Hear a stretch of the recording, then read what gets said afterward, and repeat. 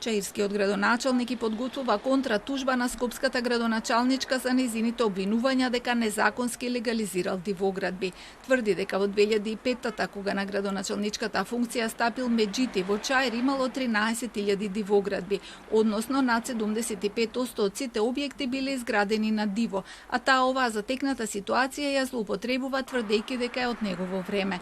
Негира и дека дивоградбите се изградени на државно земјиште, велејќи дека речиси целото земјиште на 3 квадратни километри на колку што се протега општината е приватно.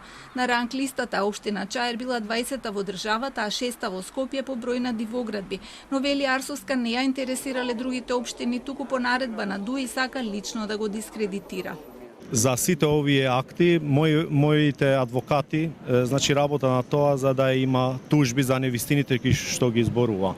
Честната жена од градот Скопје манипулира со зборови. 150 згради што она ги објавува се невистини и тоа може да се и потврдат.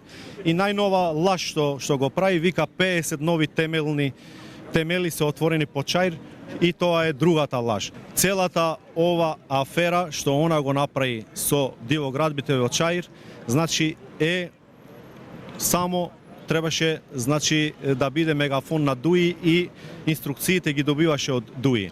Ганио отфрла вина и за случајот што го обелодени Арсовска дека како предприемач на зграда дивоградба во Чаир бил заведен 11 годишниот Беки Маземи, на место каде во 2023 година почнува да се гради плоча која следната година станува зграда на 12 ката, а според приложената документација тој ја изградил во 2010 година и на 12 годишна возраст со својрачен потпис поднел барање за легализација. Може некој друг да го почне процедура, па да го доаѓа, па да му пребаци на помладиот, на некој друг што ќе биде наследник и така натака, има и такви случаи, но и ако има од ваквите случаи што она потврдува или изјавата не го дава кај Висарганију, го дава пред нотар.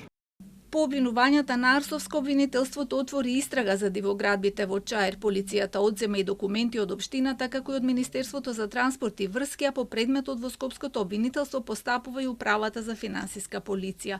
На последната пресконференција таа поднесе и 20 нови случаи на незаконска легализација на згради дивоградби во оваа општина.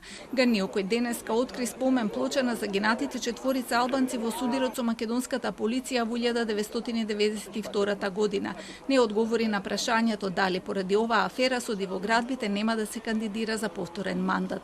Вице-премиерот Меджити пак понајави можна кандидатура. Денеска не беше расположен да одговори дали е точно дека е со адреса на живење во Бутел, што автоматски му невозможува да се кандидира за Чаир. Во друга прилика ќе. Албански портал објави дека Меджити на избирачкиот список е заведен на избирачко место во општина Бутел, што го доведува во прашање формалниот легитимитет на неговата можна кандидатура.